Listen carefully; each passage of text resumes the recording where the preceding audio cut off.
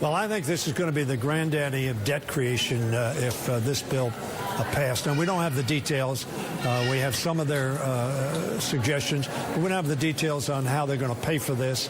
And in my opinion, it's going to be just like the 2001 and 2003, and frankly, the 1981 tax packages created great debt and did not advantage the middle class, but did advantage the upper tiers of our society.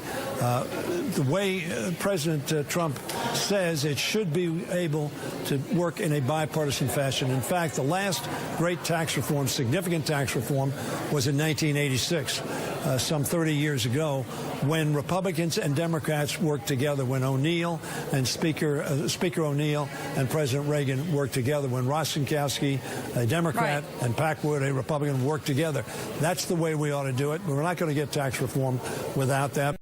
Unfortunately, I think we're about to see a budget on the floor next week, which will go the same route they went with the Affordable Care Act, on a partisan basis, trying to jam it through the Senate with 51 votes. Right. Obviously, in the House, you can jam it through, but you're not going to get Democrats to support a bill that is not fair to the middle class, is not paid for, and does not reflect a bipartisan agreement on what ought to be benefited and who ought to be paying. Does this mean that you'll explicitly ask House Democrats to vote against it? Well, you say vote against it. There is no it yet. There's some a broad outline, but there's no bill. There are no specifics. There's been no hearings on a bill and no markup. So it would be premature for me to say we're going to ask members to vote against it, because there is no it.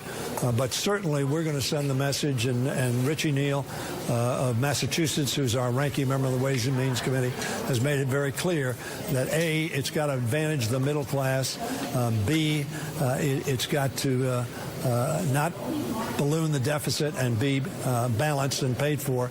And C, it's got to be a bipartisan product. You keep saying that it has to be a bipartisan product. So are you saying that Democrats should participate in the process? If so, who on the other side will you be approaching? Well, when you say will be, we've already approached our ranking member, Richard Neal of Massachusetts, ranking member of the Ways and Means Committee, has made it very clear to Chairman Brady that he is prepared to work together. In fact, he was down at the White House with other leaders from the Senate and the House who deal with tax policy, and that, I think, is what President Trump said. There's no reason why we can't work in a bipartisan fashion.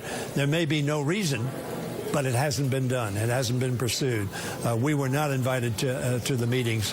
We were not invited to the rollout. And in fact, we have not agreed to any of these provisions. But Democrats are willing to do so, just as we said we were willing to work on reforms to the Affordable Care Act. Right. But they pursued every time a partisan effort, not a bipartisan effort. John McCain was right. That is not constructive. That's not what has resulted in the best for the American people. Working in the bipartisan fashion does do that. Congressman, how effective do you think the government has been turning to another issue on Puerto Rico's relief efforts? I know that you've been tweeting about them. We have a humanitarian disaster in Puerto Rico and the Virgin Islands. These are Americans who are on islands. It's easier on the mainland of Texas. It's easier on the mainland of Florida. And it was even easier in the mainland in Louisiana. Tough. But General Honoré was just on another program with me saying that we've been too late with too little. I think he's right, but we need to deploy all of the resources necessary.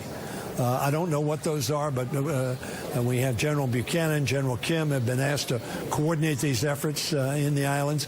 They need to have all the resources necessary to get the job done and to save lives. We're losing lives in Puerto Rico and the Virgin Islands as we speak. So that I am asking and demanding that we deploy any and all resources that the experts, the people on the ground, the Puerto Rican and Virgin Island officials, as well as our own military leadership. They have the resources, the Corps of Engineers. requisite number of troops. They ought to be deployed. We have 1/10 of the numbers that we've deployed subsequent to Katrina in Louisiana. We need to get the Abraham Lincoln aircraft carrier, which was deployed to Florida, redeployed down to Puerto Rico and the Virgin Islands to have that air power and capability of having a base, i.e. the aircraft carrier, on which to deploy into the interior of the country to save lives. Right.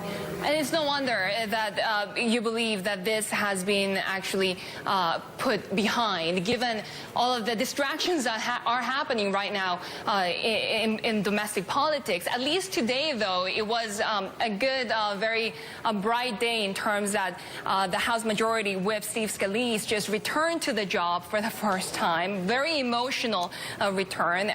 How difficult do you believe his job will be at a time when Republicans seem so fragmented? Well, I think the Republican leadership has a very difficult job, and I think that's been shown not just this year, but over the last 6 to 7 years, where they've been unable to pass major pieces of legislation because their party has been so deeply divided. And when we have passed major pieces of legislation that we needed to pass, it was done with substantial Democratic help. So when they came across the aisle, we did, in fact, cooperate, and we did reach consensus, and we did reach solutions to some very tough issues, which the Republicans couldn't do. They're in charge of the Senate. They're in charge of the House. They have the presidency, but they've been unable to govern effectively, except in a bipartisan fashion.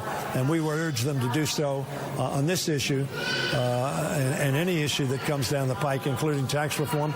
On the issue of Steve Scalise, we were all very happy to see him return. He was severely injured, and as our leader Pelosi said and Leader McCarthy, an attack on Steve Scalise was not on Steve Scalise as a person.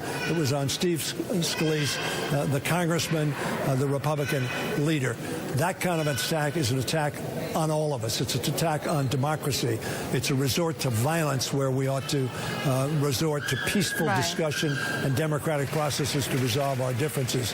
I would urge that anybody, left or right, that thinks about resorting to violence, understand they are not helping their cause, and they're undermining our democracy. We were very pleased to see Steve Scalise come back, still obviously rehabilitating himself in the very severe injuries that he received, but displaying a great deal of courage and grace. Yeah, that for sure. Thank you so much, Congressman, for joining us today. Democratic Congressman Steny Hoyer of Maryland. Thank you very much. Time now to go to a Bloomberg exclusive. We take you to